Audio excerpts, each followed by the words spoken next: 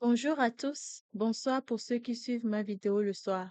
Je suis Adakou, experte en relations parents et enfants, relations toxiques et paroles de vie. Aujourd'hui, je vais parler de comment faire pour sortir des blocages de la vie, des blocages spirituels, physiques et émotionnels. Dans ma dernière vidéo, j'ai parlé du pourquoi vous avez toujours des blocages dans votre vie, quels que soient les efforts que vous faites. Vous rencontrez toujours des blocages dans tous les domaines.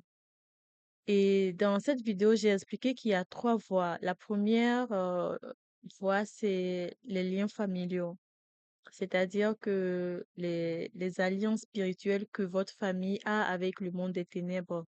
La deuxième voie, c'est le péché, c'est-à-dire les choses qui vont à l'encontre des lois spirituelles, à l'encontre de la loi divine, de la loi de Dieu.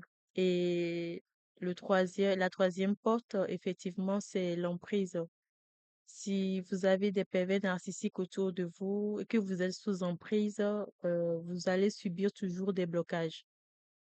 Et dans cette vidéo, j'ai expliqué qu'il faut se défaire de tout ça, se défaire des liens familiaux, se défaire de l'emprise de pervers narcissiques et vivre une vie de sainteté. Mais aujourd'hui, dans ma vidéo, je vais particulièrement détailler ce point, c'est-à-dire comment faire pour sortir des blocages. Parce que lorsque vous allez, au fait, effectivement sortir d'emprise, si vous êtes avec un pervers ou une perverse narcissique et que vous avez commencé une vie de sainteté et que vous avez brisé tous les liens familiaux, il va maintenant rester certaines choses à mettre en place, justement. C'est ce que je vais entamer aujourd'hui, je vais aller en profondeur. La première chose à faire, c'est se libérer au fait de son ancienne mentalité. Avant, lorsque vous aviez ces blocages et que vous n'êtes pas encore sorti au fait de ces blocages, vous avez une forme de mentalité. C'est-à-dire que quand vous avez des situations difficiles, des problèmes, vous avez des blocages, vous commencez pas à vous lamenter parce que vous avez peur. Et cela, au fait, va limiter, va pas limiter la casse, justement, parce que cela va faire que, cela va faire que les choses vont pas s'arrêter. Même si vous êtes libéré de vos liens familiaux, même si vous êtes sorti d'emprise et que vous commencez pas à vivre une vie de sainteté, ces blocages-là ne vont pas s'arrêter d'un coup parce qu'il y a encore quelque chose qui reste, c'est-à-dire votre pensée. Je vais ouvrir une parenthèse. Il y a deux sortes d'alliances. Je dirais même trois, parce que la troisième, je le rajoute. Les deux sortes d'alliances avec le monde des ténèbres. La première alliance, c'est l'alliance du sang. Et la deuxième alliance, c'est l'alliance avec la famille, c'est-à-dire les liens familiaux. Et la troisième que je vais rajouter, c'est l'alliance mentale. C'est-à-dire que c'est ce que je vais développer dans cette vidéo. C'est pour ça que je dis qu'il faut se libérer de son ancienne mentalité. Parce que tant que vous êtes délivré, tant que vous êtes libéré et que vous avez encore la même mentalité qu'avant, c'est-à-dire que dès qu'il y a un blocage, vous allez vous plaindre, sachez que les choses d'avant vont encore vous arriver. Même si aujourd'hui vous êtes libéré, les choses d'avant vont encore vous arriver et cela va vous plonger dans la peur. Vous allez penser que vous n'êtes pas au fait réellement libéré. Vous allez penser que vous êtes encore sous ces liens diaboliques, alors qu'au fait que vous êtes déjà délivré de tout cela. Donc, il est très important de vraiment enlever son ancienne mentalité. La Bible dit que vous êtes une nouvelle créature et que les choses anciennes sont passées, toutes choses sont devenues nouvelles maintenant pour vous. Donc, cela inclut aussi la mentalité. La mentalité est une voie par laquelle l'ennemi passe énormément pour mentir, pour vous tromper. C'est la raison pour laquelle la victimisation, comme j'ai expliqué dans mes vidéos précédentes, surtout la vidéo qui parle de l'énergie émotionnelle, j'ai expliqué que la victimisation, ceux qui se victimisent, ce sont des gens qui ont un doute au fait au niveau de leur amour-propre, c'est-à-dire c'est-à-dire du besoin de l'affection. La Bible dit que Dieu est amour. Dieu est un Dieu de paix. C'est ça la nature de Dieu. Donc, quand vous êtes enfant de Dieu, vous devez savoir que vous avez la nature de Dieu. Vous avez l'identité de Dieu. Votre carte d'identité, au fait, est une carte d'identité du ciel. Alors qu'un pervers narcissique, à contrario, sa nature, c'est une nature diabolique. Sa carte d'identité, c'est une carte d'identité de l'enfer. C'est une carte d'identité ténébreux, diabolique. Vous comprenez? Donc, eux, au moins, ils savent qui ils sont. Maintenant, vous, ils font tout possible pour que vous ne compreniez pas, pour que vous ne sachiez pas au fait quelle est votre nature. C'est la raison pour laquelle ils vont souvent au fait vous accuser de plein de tas de choses, afin que vous vous culpabilisez, que vous doutez justement de votre nature, vous doutez de votre identité. C'est la raison pour laquelle ils se focalisent sur la culpabilité. Donc, la victimisation, se victimiser sur quelque chose, se victimiser sur son sort, cela, au fait, va engendrer un doute au niveau de sa nature. Et dès que vous allez douter par rapport à votre nature propre, par rapport à votre amour propre, vous allez commencer par avoir peur. La paix va commencer par s'éloigner de vous. Et donc, la peur va commencer par prendre place. Le doute de votre identité va commencer par prendre place. Et là, au fait, vous ouvrez une porte grand ouverte encore au blocage qui va encore arriver. Et ça va pas s'arrêter, au fait. Et il y a aussi une deuxième chose par rapport à la mentalité, c'est la culpabilité. Je dirais d'ailleurs que c'est la plus grande chose que l'ennemi utilise plus. Quand je parle d'ennemi, je veux vraiment parler des pervers narcissiques, des démons, je veux parler des sorciers, je veux parler du diable lui-même. Tout ce monde ténébreux, enfin tous les agents, tous ceux qui travaillent pour le monde des ténèbres. Quand je dis ennemi, c'est ce que je veux dire. Donc là, lorsque la culpabilité, une victime qui est sous emprise, pardon, une victime qui est sous emprise, qui est en couple, par exemple, avec un ou une perverse narcissique, cette, cette personne, ce pervers narcissique va au fait toujours accuser la victime, toujours culpabiliser la victime. Pourquoi d'ailleurs ce pervers narcissique le fait? C'est justement pour bloquer au fait sa victime. Sa victime qui aura au fait un doute par rapport à son CV. C'est-à-dire, quand je parle de CV, ici, je suis en train de parler de l'énergie spirituelle de reconnaissance. Comme vous le savez déjà, si vous me suivez, déjà, vous devrez savoir que je me base toujours sur les 4 formes d'énergie émotionnelle.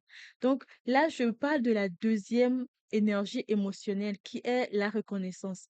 Donc, le pervers narcissique va souvent accuser sa victime à tort et à travers, à chaque fois justement pour que cette victime-là, non seulement elle doute déjà de sa nature propre, mais là, elle va douter aussi de sa capacité, de ses valeurs, de ses dons, de ses talents, au fait, de son curriculum vitae, c'est-à-dire de ses compétences, expérience et tout.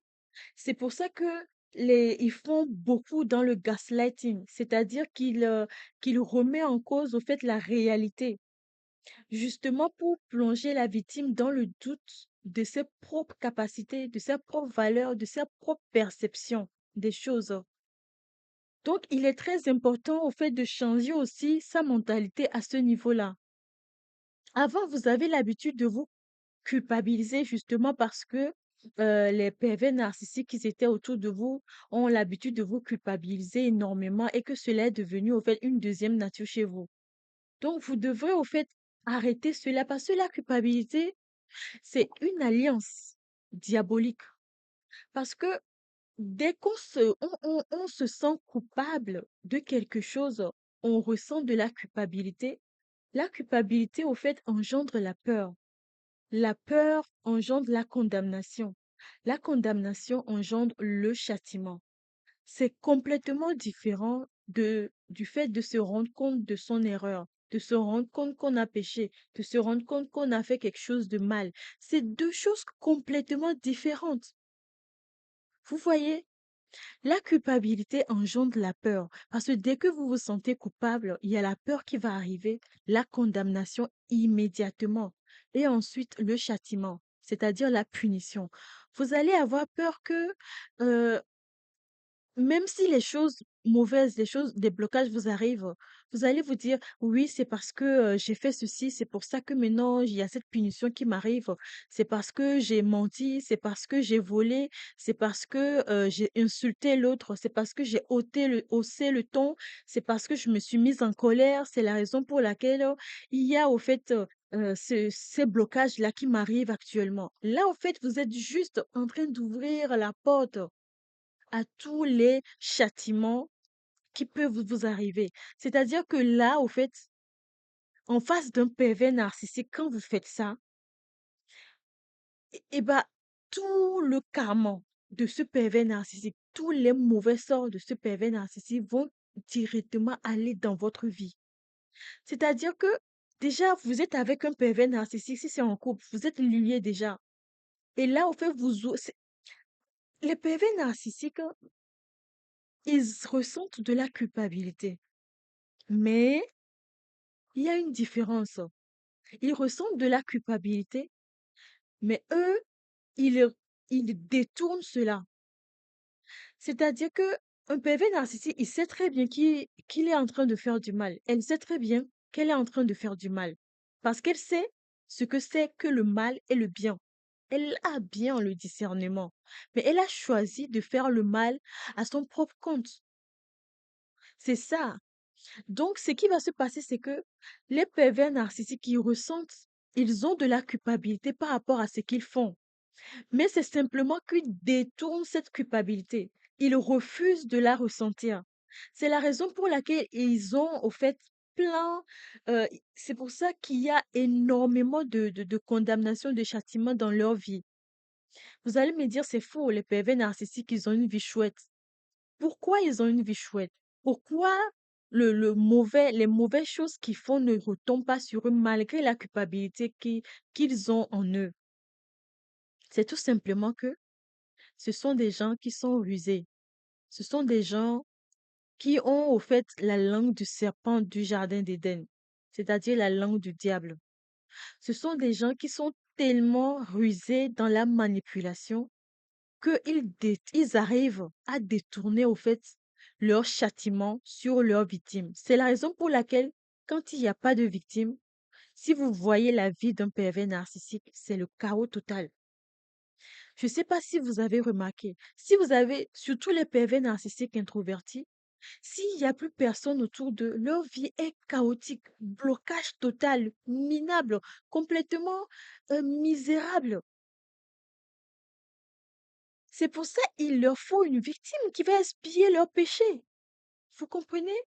C'est pour ça que les PV narcissiques, ils cherchent toujours des victimes afin que cette victime puisse, au fait, venir porter leur karma à leur place. Et vous, en tant que victime, si vous êtes dans une relation avec un PV narcissique, c'est ce que vous a- en fait, c'est ça qui va vous arriver. Déjà, vous avez de la culpabilité. Vous ressentez déjà de la culpabilité par rapport au fait que euh, vous avez fait un mauvais choix de partenaire. Vous ressentez aussi de la culpabilité par rapport aux choses que le pervers narcissique vous a amené à faire de mal. Et ensuite, vous ressentez, en troisième position, vous ressentez de la culpabilité de toutes les accusations que cette personne, que ce pervers narcissique, au fait, vous fait. Cela fait triple accusation, triple culpabilité en vous. Et imaginez encore que vous allez porter encore la condamnation, les châtiments, le karma de ce pervers narcissique. C'est pas pour rien que la vie des victimes est déplorable et misérable. Ben non, sachant en plus que les victimes, ce sont des gens qui ont beaucoup de lumière, c'est-à-dire beaucoup de talent, beaucoup beaucoup de dons. Ils sont appelés à faire énormément de choses, mais leur vie est complètement misérable, bloquée de partout. C'est ça la raison. parce qu'ils ont un gros nuage, un gros trou noir sur leur tête.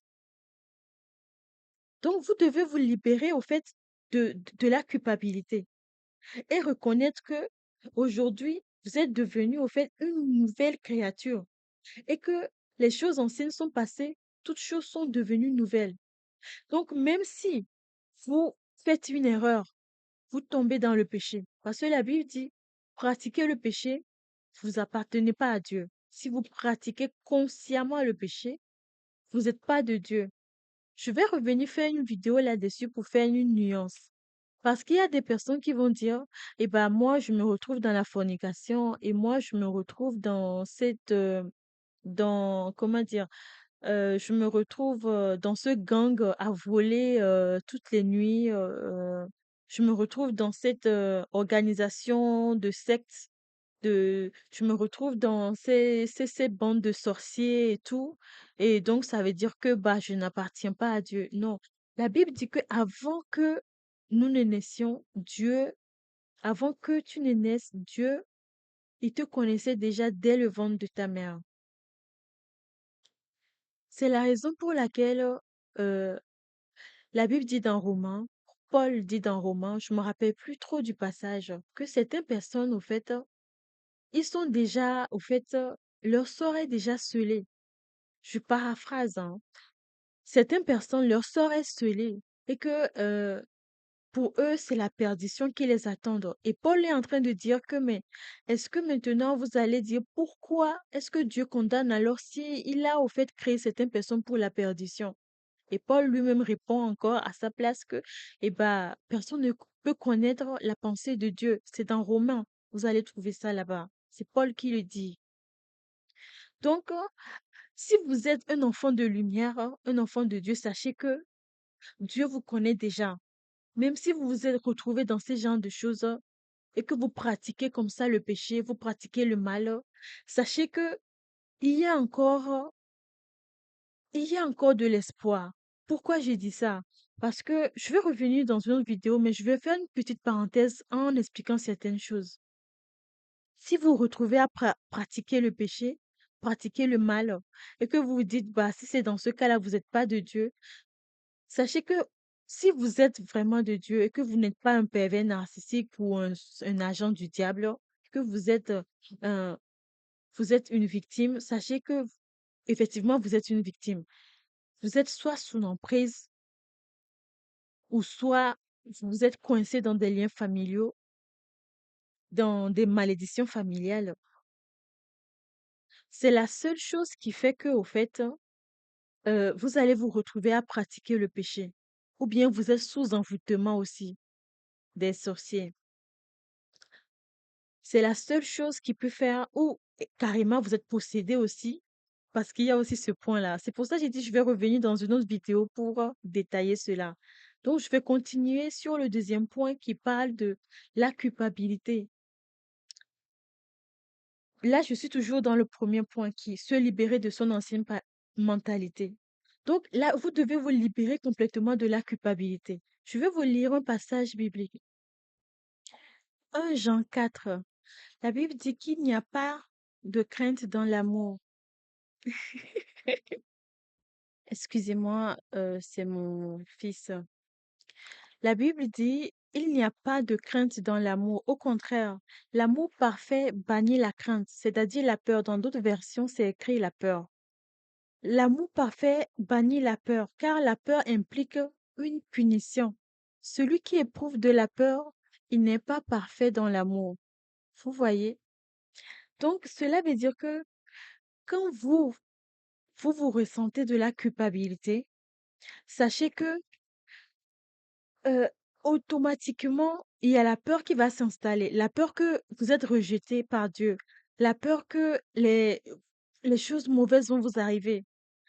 Vous allez automatiquement être condamné parce que euh, vous allez avoir peur qu'il y aura un châtiment qui va vous arriver, un châtiment qui va vous tomber dessus. Et vous allez même aller jusqu'à dire que vous le méritez parce que vous avez fait du mal. Vous voyez, alors que si vous êtes parfait dans l'amour, quelles que soient les choses que vous faites, vous êtes complètement parfait dans l'amour, c'est que vous savez que vous n'avez pas, au fait, de culpabilité en vous. Même si vous faites c'est vrai que là, c'est les vacances. C'est d'ailleurs la raison pour laquelle c'est compliqué pour moi de faire des vidéos en ce moment. Parce qu'il y a mes enfants, ils sont encore en très bas âge. Donc là, se sont réveillés. Donc je vais un peu faire la vidéo un peu courte. Donc, je reviens au sujet, ce qui veut dire que euh, là, quand vous avez l'amour et que quelqu'un, au fait, a un comportement à votre égard et que vous répondez à cette personne-là, c'est que en ayant l'amour en vous, souvent les PV narcissiques, c'est ce qu'ils font. Quand ils vous font quelque chose de mal et que vous ripostez, eh ben, ils vont vous accuser automatiquement et vous dire que c'est pas eux seuls qui font le mal et que vous aussi vous faites du mal. Sauf que vous, au fait, c'était une légitime défense. Vous comprenez? Donc, vous n'avez pas à vous culpabiliser pour ça. Même si vous avez agi très mal par rapport à cette personne-là, vous devrez au fait faire quoi? Vous devrez au fait revoir ce que vous avez fait, dire que ah là, j'ai fait une erreur, je suis allé un peu trop loin. Et maintenant, se repentir, parce que se rendre compte de son erreur amène à la repentance. Et la repentance amène au salut. Et le salut amène à Dieu. C'est complètement contraire à la culpabilité. La culpabilité amène à la peur amène à la condamnation et la condamnation amène au châtiment. Retenez bien ces deux phrases-là. La culpabilité engendre la peur engendre la condamnation et la condamnation engendre le châtiment, c'est-à-dire tout le mal va vous arriver. Alors que se rendre compte de son erreur amène à la repentance et la repentance amène au salut et le salut amène à Dieu. C'est pour ça que Dieu ne rejette pas le pécheur. Dieu aime le pécheur, mais c'est le péché que Dieu déteste. Donc vous devez retenir ces deux phrases-là. Quand vous vous rendez compte de votre erreur, d'une erreur que vous avez faite, repentez-vous. Se repentir, c'est une question de mentalité. Ce n'est pas aller confesser les péchés partout sur la terre, comme aussi. Non, non, non, non. C'est une question de mentalité. Donc, même une petite phrase, vous toute seule, ou même dans votre tête, une toute petite phrase dans votre tête, en fait, c'est comme un déclic, quelque chose qui va changer. Ah non, là, j'ai fait le mal, non, je ne dois pas plus faire ça. Il faut que j'arrête. Et maintenant, vous allez vous dire que la situation qui vous a amené à commettre un tel acte, vous devrez bannir cette situation-là. C'est-à-dire que vous ne devrez plus vous mettre dans ce genre de situation. C'est ça. On est des êtres vulnérables. On est des êtres imparfaits. C'est en étant en Jésus-Christ qu'on est devenu parfait devant Dieu. Vous comprenez? Ce n'est pas par vos œuvres que vous êtes sauvés, mais c'est plutôt par la foi en Dieu. C'est plutôt par la foi en Jésus. Je précise bien, c'est plutôt par la foi en Jésus. Dans le deuxième point, je vais entamer cette partie-là un peu. Dans le deuxième point, je vais entamer plutôt, je vais parler de cette partie-là, mais là, vraiment, libérez-vous de votre ancienne mentalité. Et euh, là, je vais entamer directement le deuxième point. Voilà, c'est mieux. Reprendre son autorité, c'est ça le deuxième point. Reprendre son autorité, c'est comment? Reprendre son autorité, c'est reprendre au fait sa vie, reprendre sa maison.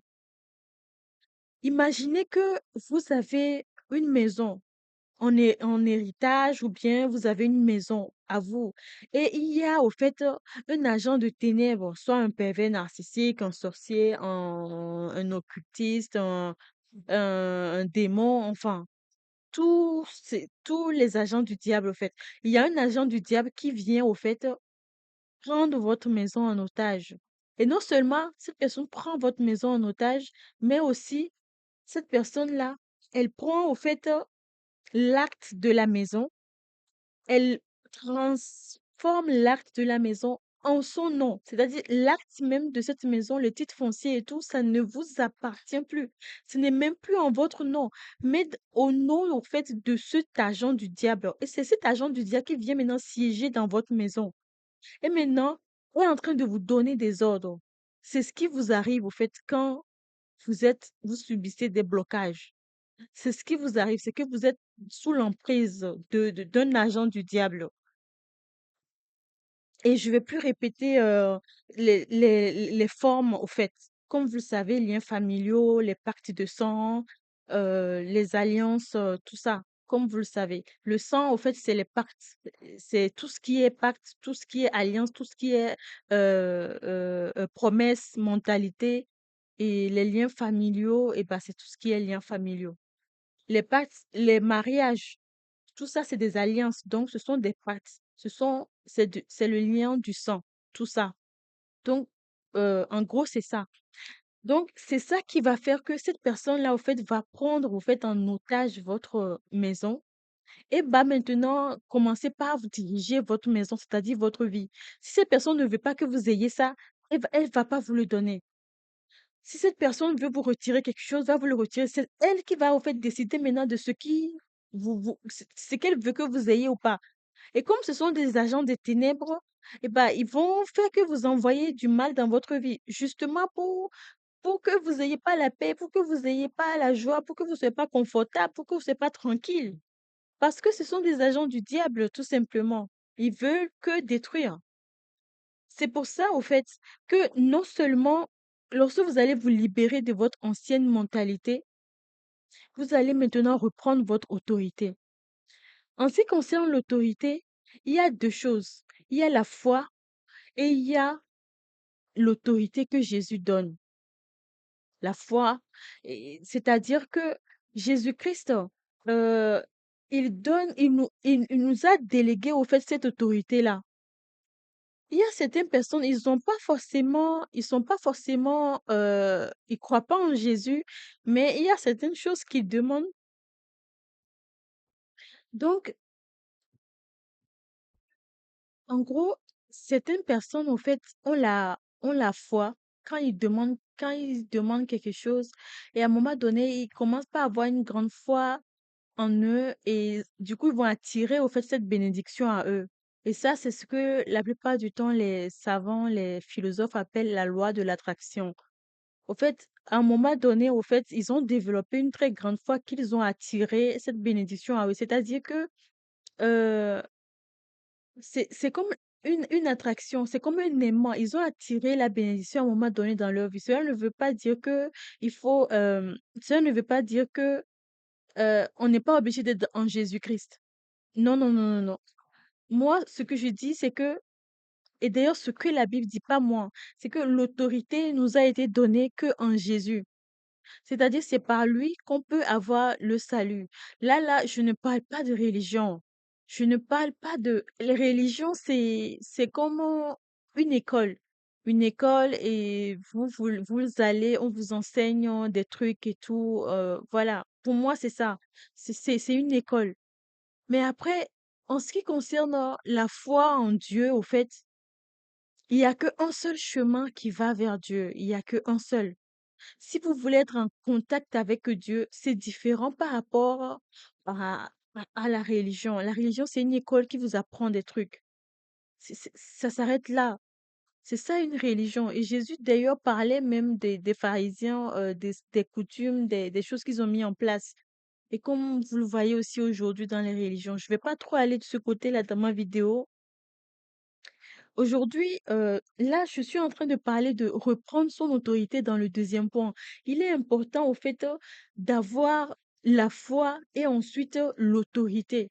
C'est-à-dire que la foi, au fait, c'est comme vous êtes dans la maison et que cet agent du diable, il vous prend des choses, vous prend des trucs, vous prend des trucs. Et puis, à un moment donné, eh ben, un truc va vous arriver directement et que cette personne va pas voir ça venir.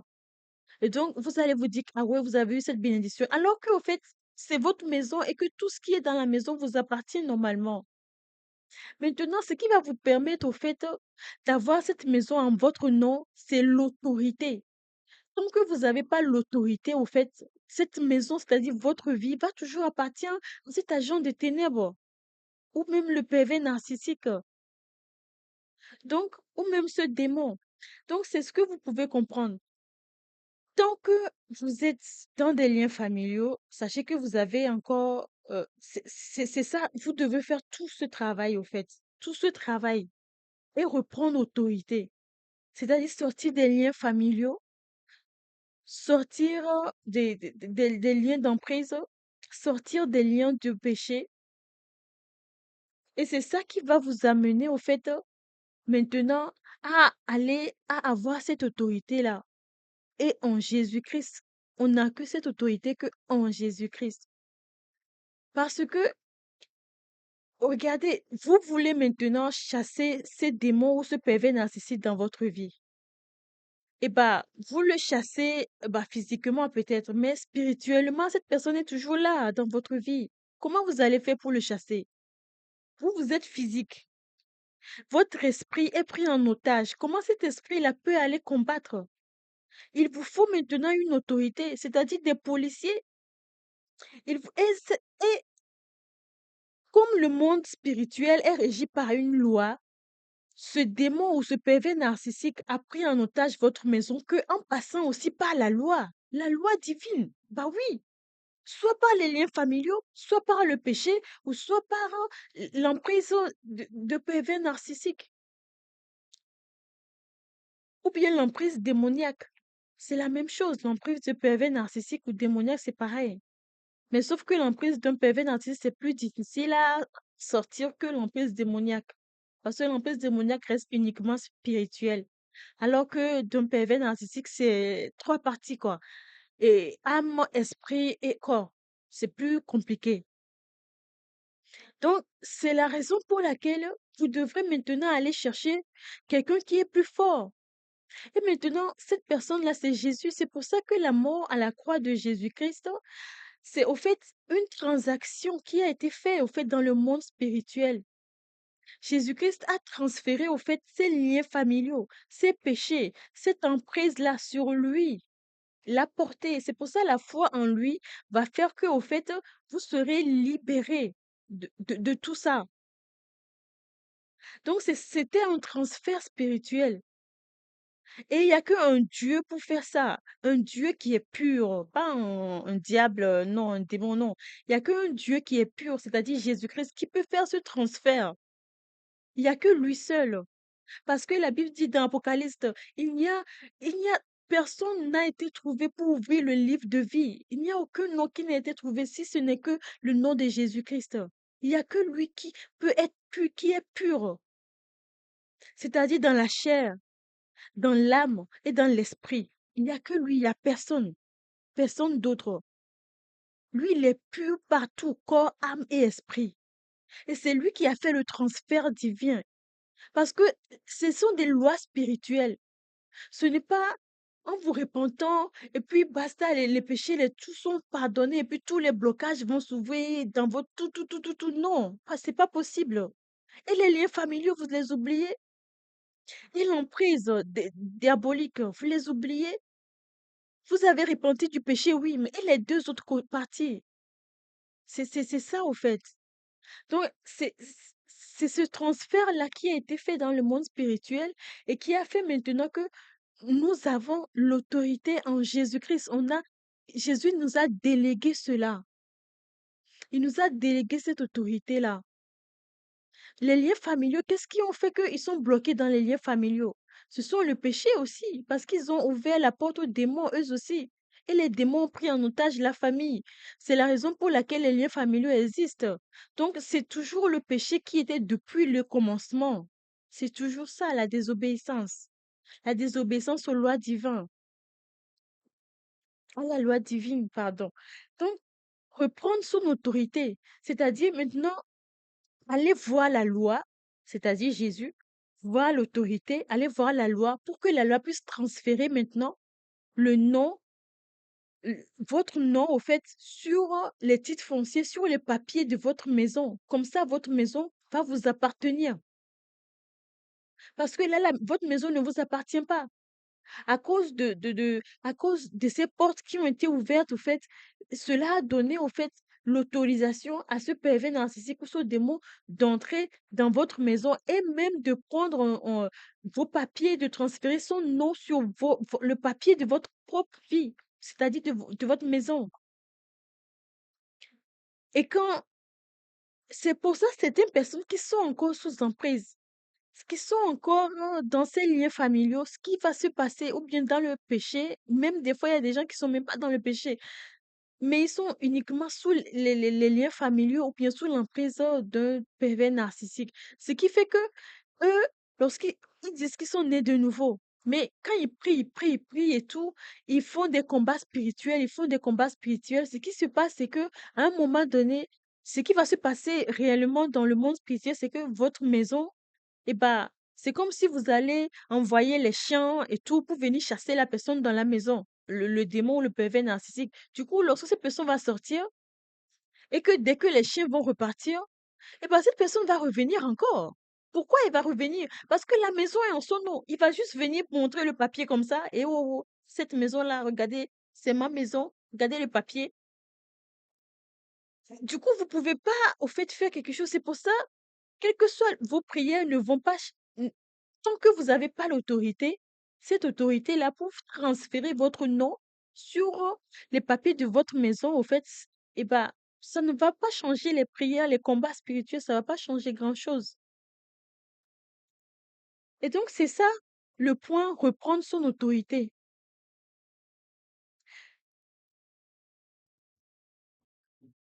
Pour récapitulatif, euh, comment faire pour sortir des blocages spirituels? Le premier point, c'est se libérer de son ancienne mentalité, c'est-à-dire se libérer de la culpabilité, se libérer de la victimisation et se libérer au fait, se libérer de toute forme de culpabilisation qu'il y a. C'est-à-dire que, comme j'ai déjà expliqué, la culpabilité engendre la peur engendre la condamnation engendre le châtiment. Et mais se rendre compte de son erreur, au fait, ramène à la repentance. La repentance amène au salut et le salut amène à Dieu. Donc, vous devez rester sur cette ligne-là, c'est-à-dire voir son erreur, se repentir, aller au salut. Et le salut arrive immédiatement, d'ailleurs, dès que vous vous repentez, et Dieu aussi sera là immédiatement. Donc, mais la culpabilité, par contre, non. Ça engendre la peur, la condamnation et le châtiment. Donc, vous allez au fait être plongé dans le monde des ténèbres. Donc, il est très important de ne pas rester au fait dans cette ligne-là, mais plutôt rester au niveau de l'erreur, de se rendre compte de sa faute. Et surtout, après la repentance, pensez toujours à ne plus retourner dans la situation, c'est-à-dire voir l'erreur qu'on a fait et ne plus au fait se mettre dans ce genre de situation pour répéter ça. Parce que si vous le répétez consciemment, après, cela reste vraiment, vous avez été très conscient pour le faire au fait. Donc, ne plus se mettre dans ce genre de situation. Maintenant, le deuxième point, c'est reprendre son autorité, c'est-à-dire avoir la foi et l'autorité en Jésus-Christ afin de pouvoir débloquer tout. Parce que si vous avez que la foi, vous allez attirer certes certaines formes de bénédictions, mais vous n'allez pas au fait débloquer toute votre vie. Donc, il faut aussi l'autorité en Jésus-Christ. Je vous remercie d'avoir suivi la vidéo. N'oubliez pas de liker, de partager la vidéo et aussi de vous abonner si vous n'êtes pas encore abonné afin d'être notifié pour mes autres vidéos que je mettrai en ligne. Je vous aime énormément et c'est vrai, j'ai disparu pendant quelques temps, effectivement. C'est les vacances, c'est les enfants. Et aussi mon ancien micro qui ne marchait pas du tout. J'ai testé celui-là. J'espère que au niveau du son, tout marche bien. Je vous aime. Bisous, bisous. Ciao, ciao. Et n'oubliez pas de vous abonner. Ciao.